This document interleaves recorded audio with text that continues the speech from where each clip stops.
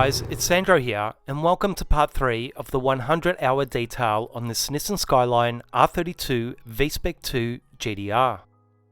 Now, as you guys would have seen in part 2 of this series during the paint inspection and measurement steps, the paint on this R32 is not only severely defected with swells, deeper scratches, scuffs and oxidation, but it's also dangerously thin with minimal clear coat remaining. As such, it's going to make this whole paint correction stage quite a challenge, as I'm going to be largely limited to using fine to moderate compounds, pads, machines and techniques, with anything more aggressive immediately off the table due to the thin paint. Yet, I'm still going to be riding a fine line, as the owner isn't just after a little improvement, but really wants this paint to look its absolute best. I get a lot of comments and questions all the time about why I did or didn't do certain things about almost every job I post. And the answer 90% of the time is because that's what the customer wanted or paid for. Now, I do my absolute best to give every client I have as much information and all the options, pros and cons that come with them, but ultimately it's their decision. Now, in reality, both me and the owner didn't exactly know what to expect in relation to the finished result, because it's honestly an extremely difficult situation to have very little paint to work with, yet still strive for a high-end result. But I told him I would do my absolute best, and that's exactly what I set out to do. Now, I'll just catch up to the footage in which you guys can see me doing the first test section using NV Finesse polish on the Lake Country HDO pad, which is basically a fine polish on a fine pad, also used on the Rupes Mille polisher, which with its small orbital throw is also a less aggressive polisher. I'll also add that I'm using a mid-machine speed, only light pressure, and a moderate arm movement speed, all of which are more gentle techniques. But in reality, I wouldn't expect this combination to be aggressive enough due to the current condition of the paint. However, I have been surprised in the past. You'll also see that I'm using masking tape to isolate my test sections, which allows me to judge my results with far clearer information, and after each and every set of passes I'll be blowing out my pads with compressed air to remove the residue, and I'll be wiping the section with an isopropyl alcohol based cleaner to remove any polishing oils that may mask the finish. And this is all done because it helps me collect the most accurate, consistent and important information to inspect my results and make decisions on how to move forward based on that information.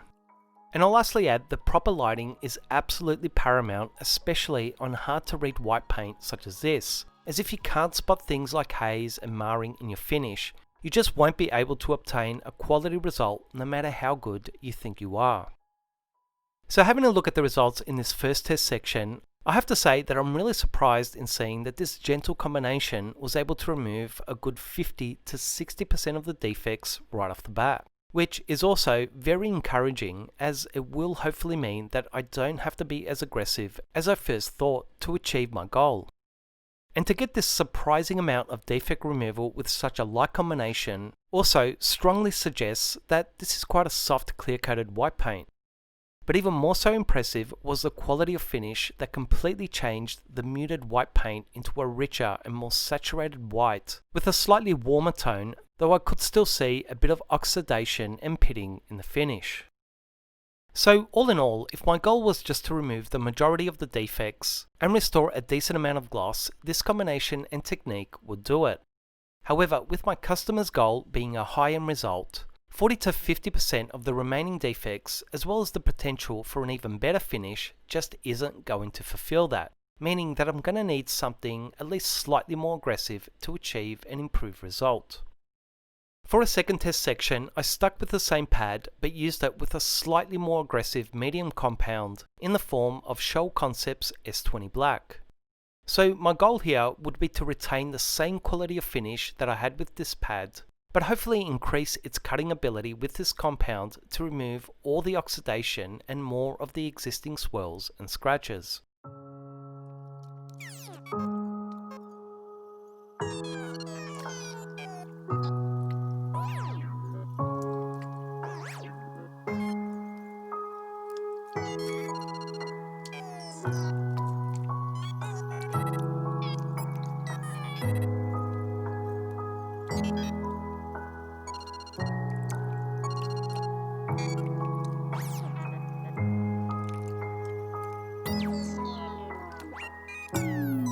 Now, although I understand that it's hard to clearly see the results on this white paint in the footage, Shoal S20 was definitely able to remove a little more of the defects, but it actually wasn't as many as I'd hoped, being perhaps 10% or so better than Finesse in this area.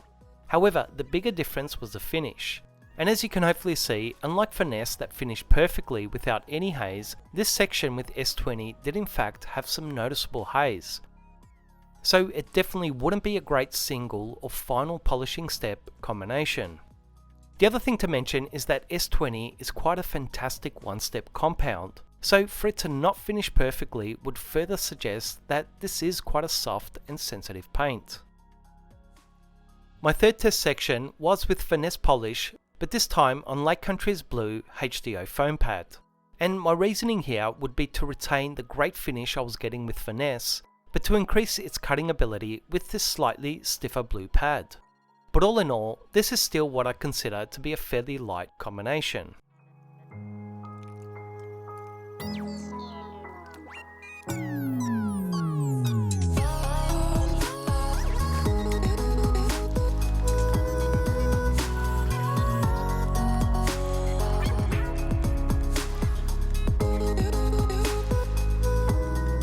As we have a look at the results, I could see that there was slightly more cut in this section compared to the first, but also slightly less gloss and clarity.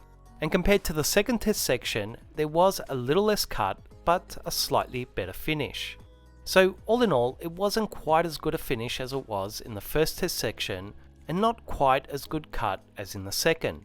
So really not exactly a winner in either area of cut or finish.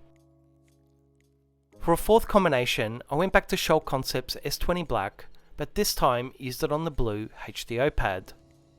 The reasoning behind this is that sometimes certain compounds just struggle to consistently break down when used on overly soft pads.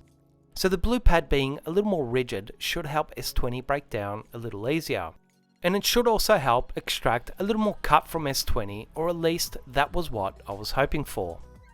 But unfortunately, that just wasn't the case on this particular paint, as so far this test section had the most haze in it, but on a more positive side, it was also the section with the most amount of defect removal, with a good 80% or so.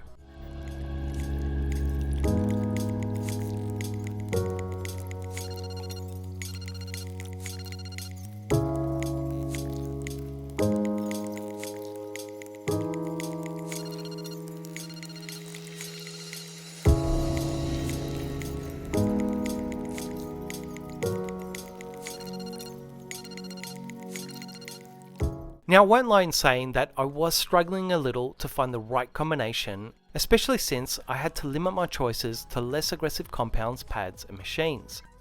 And although I was tempted to try a proper cutting compound, the truth is that even if it did work well, it'd just be too risky to use.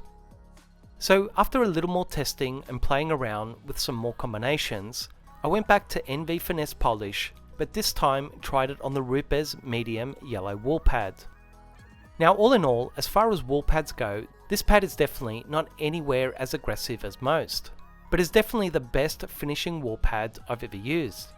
And although this pad won't tend to cut quite as much as most wool or microfiber pads, it will tend to cut more than a foam pad. But used with a fine and gentle polish such as Finesse, it will be what I consider to be a light cutting combination with great finishing abilities.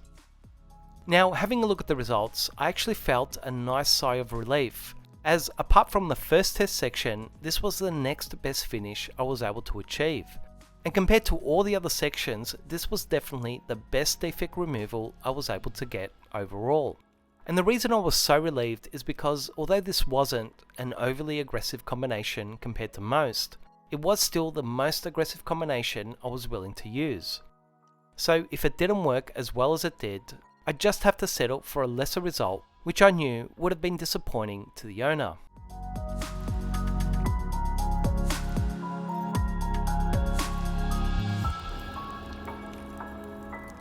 Now, although the finish was almost perfect with this combination, there was just the tiniest amount of haze in the finish, which is where something like a dueling stage really excels. Drilling paint, traditionally done with a rotary polisher, is all about using fine polishers and pads with slow machine speeds, but slightly quicker arm movements and polishing cycles. So the goal here is to be as gentle as possible. But the truth is that unless you're working on quite a soft or sensitive paint, a drilling stage just won't be needed or really have much of an impact in my experience. But on this paint, and with the Reaper's Melee, it worked absolutely brilliantly to clean up that minimal haze in a quick and easy manner.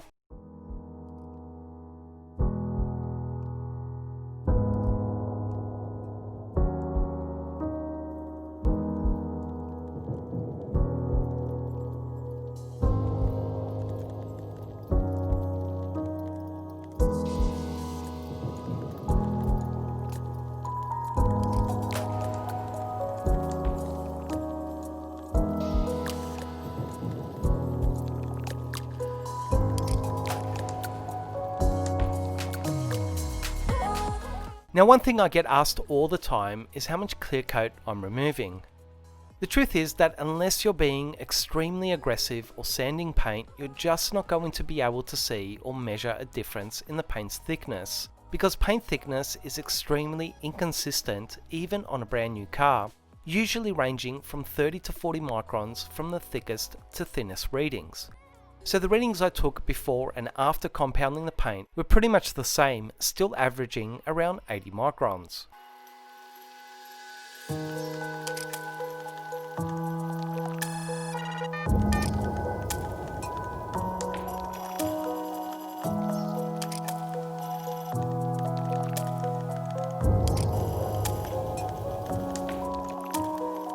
So with my combination of polish, pads and machines all worked out, it was time to get down to business and get this paint corrected.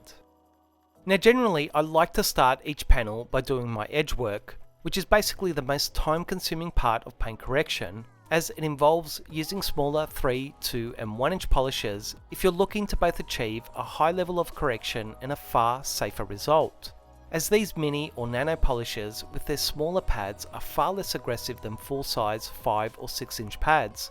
Yet, due to the smaller size, they're able to achieve great levels of finish on delicate and intricate areas, such as panel edges, crevices, and seams.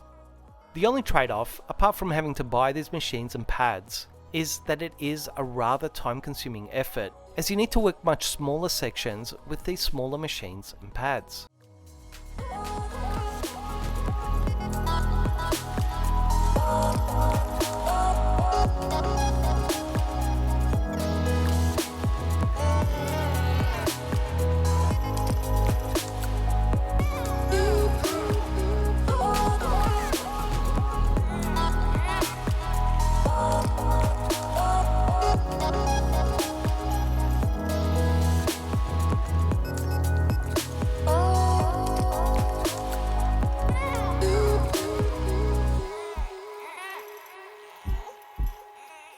Now with this job, I'm going to try and continue to provide as much useful information as possible, rather than just tell you guys that everything was smooth sailing. If you look around the badge area, the paint looks hazed with increased texture.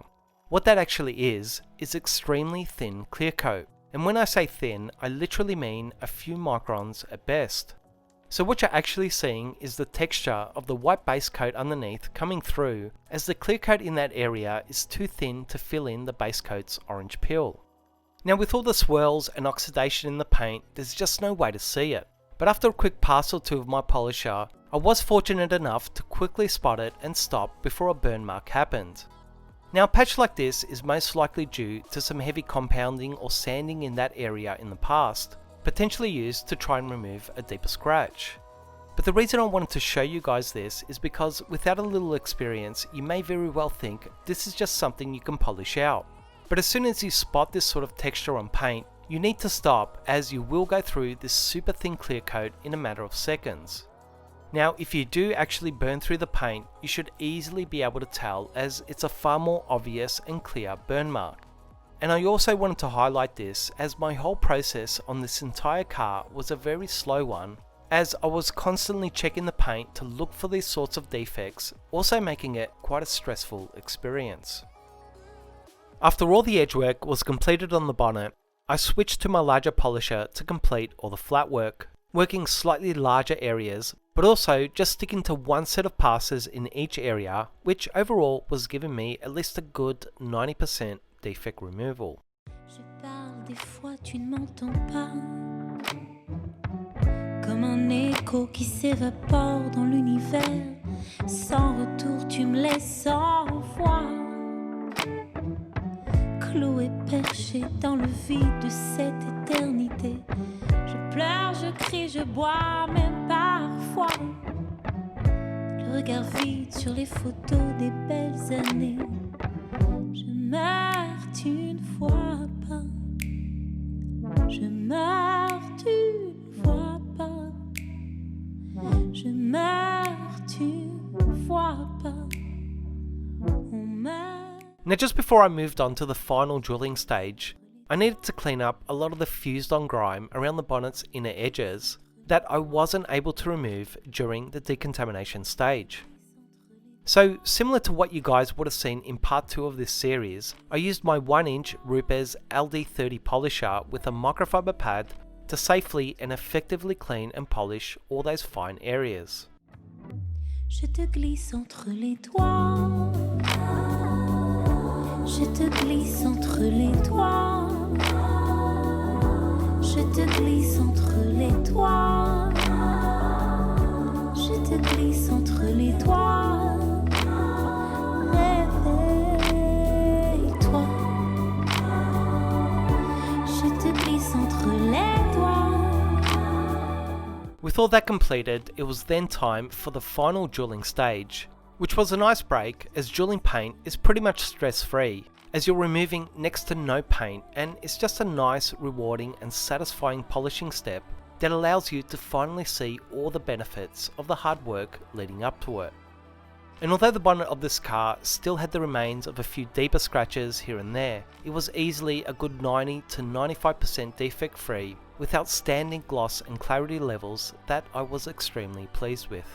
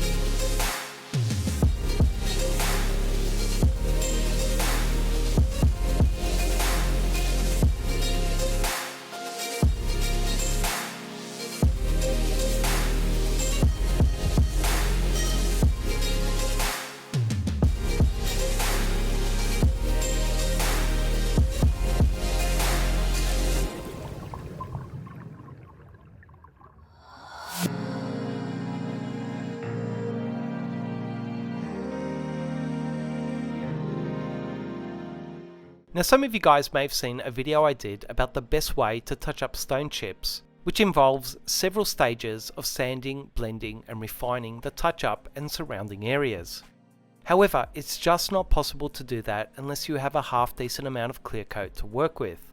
So sanding this extremely thin paint was definitely off the table. Now to do just some basic touch up, you can use a toothpick, but I still prefer to use a fine tip brush.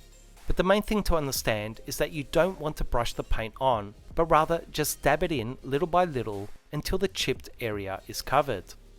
You'll also notice that within 5 to 10 minutes the paint will sink back down, so you need to repeat the process and fill it back up.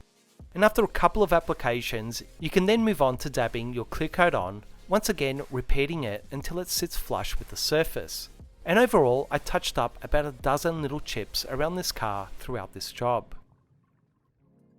Now, as I started correcting the A-pillars, the left side one came out perfectly without any issues. However, there was a bit of an issue with the right hand one that I wanted to highlight. As you guys would have seen in part 2 during the paint inspection, I discovered that part of the right hand side of the car had been repainted in the past. However, after removing the oxidation, I could definitely see that it was a blend paint job, which is also quite common, but honestly not a great way to repaint car panels in my experience. So basically what happens is that the new base colour is faded into the original base colour and then the whole area is clear coated.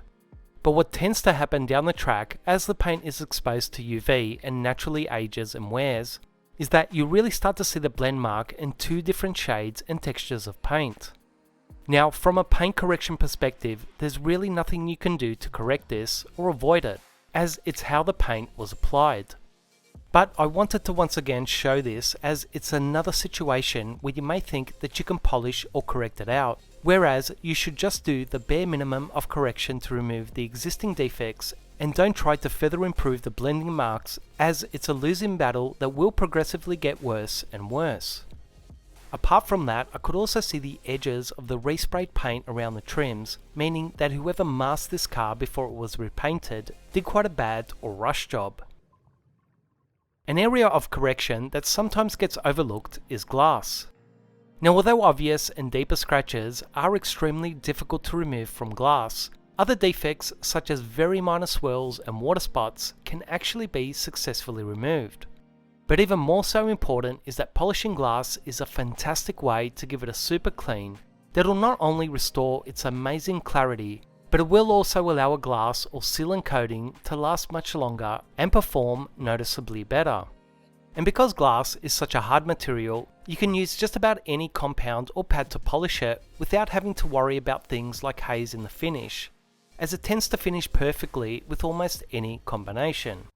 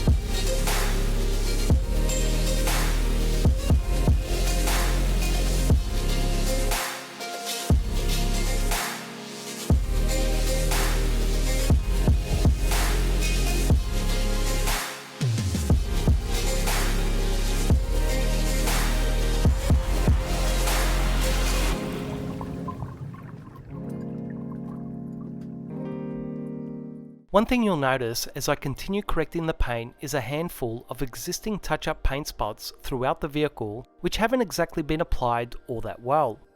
Now, as much as I considered sanding back those spots and even retouching them, the reality of the situation is that it would have been a bad choice taking into account that there just wasn't enough clear coat to make it a viable option. In the end, a lot of what goes into the paint correction side of detailing is all about risk management and what the likelihood or success of an outcome is compared to the risk involved. And the truth is that although it would be possible to improve these touch-up areas with sanding and refinement, the likelihood of pursuing that would be burning through the paint in this particular situation.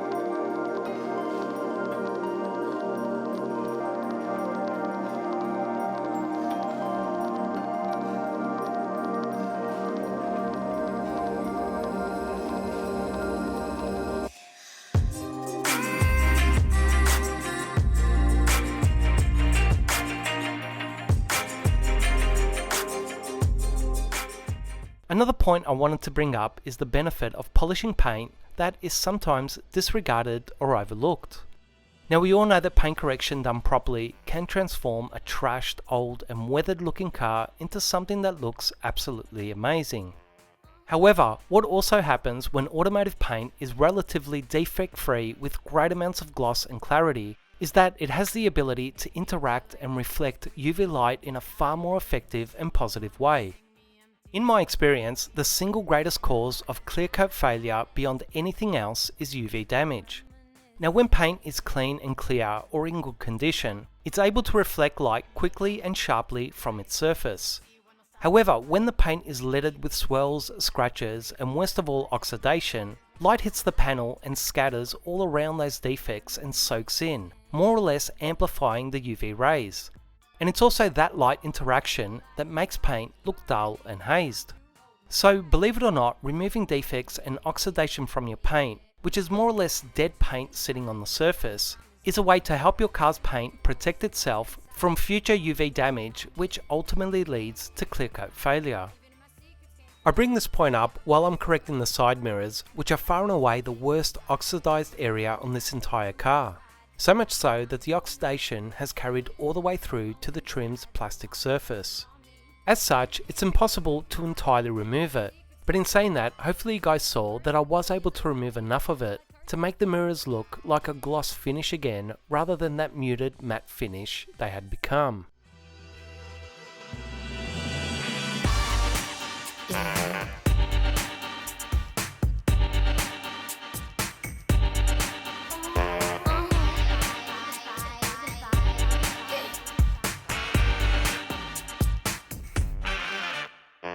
Making me feel like I'm his queen, taking me out in limousines, promising me empty dreams, but he wasn't and I was his life.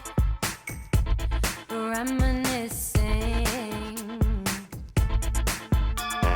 checking me out from left to right, waiting to see when I'll stop the fight. Underneath these hazy nights, crazy nuts lies, and I was his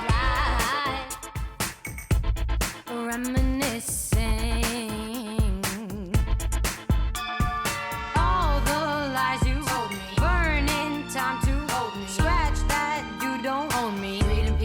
Faking it when he called me back into his ride, feeling time like I'm his only, sitting way too close alone inside, the walls be closing on me. In him I can't confide, even in my secrets can't confide. Any other person but he is a burden, and I feel like cursing can't confide. When he called me back into his ride, feeling time like I'm his only, sitting way too close alone inside, the walls be closing on me. In him I can't confide, even in my secrets can't confide. Any other person, but he is a burden, and I feel like cursing can't confide. He said, call me back into his ride, I don't know, is this for show? He was like, I'll make you mine, running circles in my mind, after you up in my ride, and I was his life, reminiscing. Now another thing to mention is that apart from the side mirrors, the rear spoiler was the next worst oxidized panel on this car. So all in all, it will be another case here where my goal is to just clean off the embedded grime and remove as much of the oxidation as possible without trying to focus on the scratches, as there just isn't enough paint to make that a possibility. It's also important to note that this whole detailing job is all about trying to preserve the originality of this rare and iconic car. As for the most part, it's still a good 90% plus all original, which also makes it additionally rare, which is for many people quite a desirable thing. And as the paint will be well protected after it leaves my shop, there's no reason whatsoever that it can't last for many more decades to come, with just some care on the new owner's part, which I'm sure it's going to get. Car paint doesn't just magically deteriorate. It takes abuse or neglect, as well as a lack of paint protection and maintenance to diminish paint. So just because the paint is thin and has been neglected in the past, it in no way means that it will need to be repainted as long as it's cared for. Another thing I should mention is that I actually attempted to remove the spoiler, and when I failed to do so, I actually got some help from a body shop down the road who additionally failed to get it off, and no matter how hard we tried, and even after further researching it online, it just wouldn't budge. Now it's not like I wouldn't be able to correct the paint almost as well with it on, but the worst thing is that it cost me hours of time trying to get it off that could have been far better spent just correcting the darn thing. It's easy sitting back and pointing out things or telling someone they should have done this or that, but in reality, especially when you're running a business, you need to be mindful of risk versus reward. Anyone out there that has removed their fair share of car trims, such as spoilers, wing mirrors, grills, badges, door cars, and so on, knows that although sometimes it goes smoothly, other times you will break a clip, scratch the paint, lose a screw within the car never to be found again, or the trims just simply don't want to come off, or even worse, fit back on. Now, a while back, I did a detailing video on my own car called The Insane Detail, where I actually did remove a lot of trims from the car. But the difference is that I wasn't on the clock or in a rush, and if something did go wrong, I wasn't answerable to anyone but myself. So what I'm trying to say is that it's very different detailing your own car in your own time compared to running a business with time and cost restraints, as well as being trusted with someone else's vehicle. Earlier on in this video, I discussed the issues I had with the blended paint job. However, what I discovered when I started correcting the repainted rear fender and right side door is that it was one of the softest, most sensitive and horrible paints to work with that I've ever come across. So the polish and pad combination I was using just didn't work at all, actually causing severe haze and marring in the finish. So this was actually another setback where I had to stop and troubleshoot quite a number of different combinations and techniques before I finally found something that worked well, which ended up being the ceramic polish on my foam pad, as this paint absolutely hated the wool pads or anything even mildly aggressive. In addition, I had to also work with faster arm movements, slower machine speeds and next to no pressure whatsoever. So what I ended up doing is a number of these gentle passes in each section, slowly correcting the paint bit by bit. As if I tried to do it in one go, the paint just hazed over, causing more work to clear it up.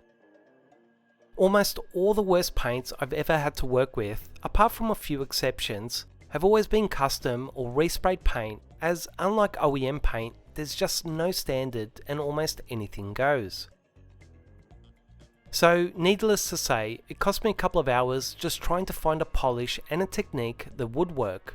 But even once I did, those two panels were just so time consuming to correct to a decent level. And although the paint was just plain and simple, not as good as the original OEM paint, in the end I was actually able to get a better result than I first thought, which at least made it worth all the effort.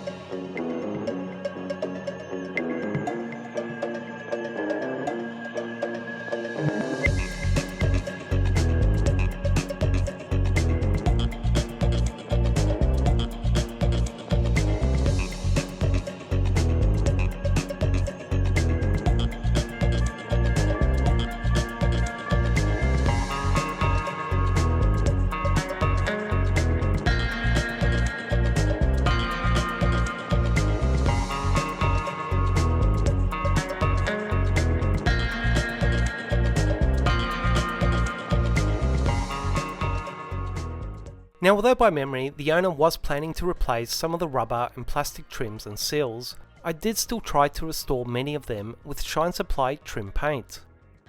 I first tried this product about 3 months ago, and so far, based on testing it on my own cars, it really seems to be holding up well. It is quite a different trim restorer in that it's painted on, so you really don't want to rub it or work it in, but rather paint it on the trims, almost in a brush stroke manner, but I still prefer using it with a foam applicator. It tends to dry quite quickly, and I've also found that if you give the trim a second or third coat, it seems to look far more uniform as well as a little richer in the end.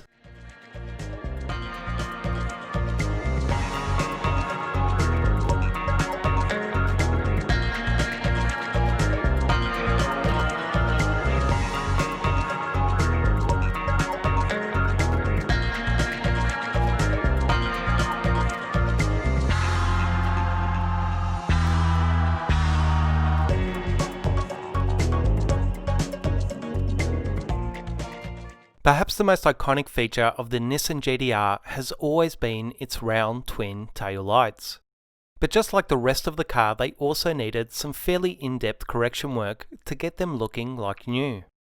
Now, a rotary polisher with a 1-inch pad is quite a precise tool and exactly what was needed to achieve a high level of correction in the sharp and tight curves of those lights.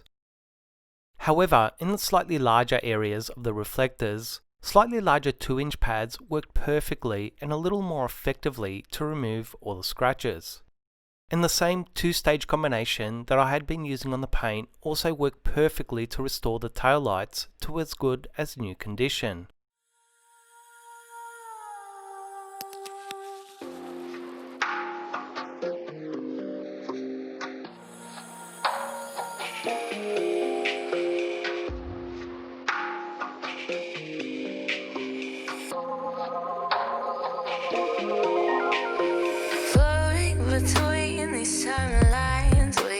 These moments to intertwine, floating between these timelines, waiting for these moments to realize that I'm floating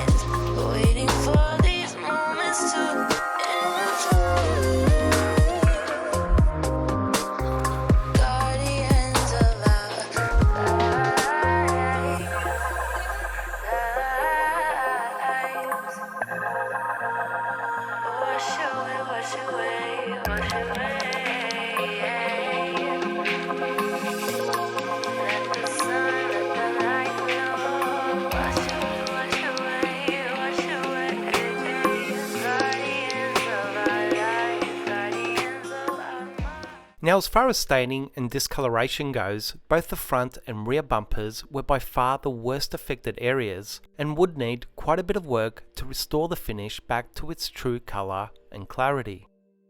However, as you guys may have noticed, there was some fairly obvious burn marks around the indented Skyline lettering on the rear bumper, almost certainly caused by someone using a larger polisher and pad to run over the letters. The last thing you want to do is use a large 5 or 6 inch pad and polisher over sharp edges like that embossed lettering, as it's just going to burn through those edges in no time. Instead, the use of smaller 1 and 2 inch pads is what's needed to both safely and effectively polish the paint around them. Now, if I was to completely avoid this area, that would result in a poor overall finish around the lettering. But if I used too much aggression, that would also result in me further burning the paint in that area. So as was the case with much of this job, it was all about finding that perfect balance of just correcting the paint enough to restore a decent finish but without causing any further damage. And you'll also hopefully see once I'm done correcting one side of the bumper that although some deeper scratches were just too risky to entirely remove, the overall finish was quite an amazing transformation, revealing the paint's true colour and gloss levels.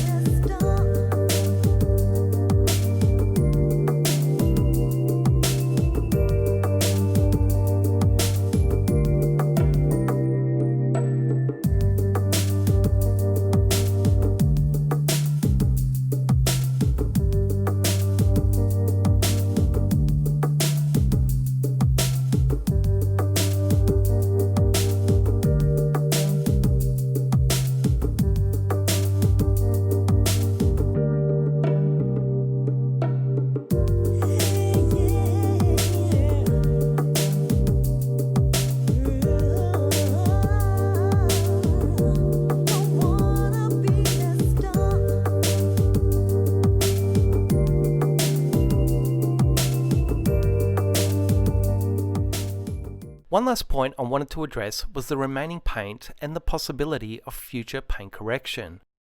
Now, as I showed you guys earlier on, the average paint thickness before I started correcting the paint was about 80 to 90 microns. And after the correction stage, it was still more or less the same, meaning that I couldn't gauge a measurable difference. Now obviously, clear coat was removed during this entire stage, but as I was as gentle and respectful as I could have been in removing just enough to bring the paint back to life, but not enough to cause additional burn marks, it means that this car can certainly be given future light polishes to address any minor swirls in the future. However, if the car's paint gets back to the state it was in before I started this whole process, it simply won't be possible to restore it once again based on the available paint. So in other words, if it's maintained well, a light polish or dueling stage will be more than safe to do every few years. But anything more in depth or aggressive is really off the table moving forward. The last thing I'll say as I leave you guys with the rest of the footage is that you could literally polish a car over 1,000 times without causing any damage or going through the clear. But at the same time, you could polish a brand new car and burn through the paint in one go. So it's not about how many times you can correct the paint, but entirely based on how aggressive you are during that process. I really hope you guys enjoyed this video, and I also hope you stay tuned for the final episode in this series where I'll be coating the vehicle as well as showing you the finished results. As always, please share this video, like, comment and subscribe to this channel to show your support for this content, and I'll see you guys soon.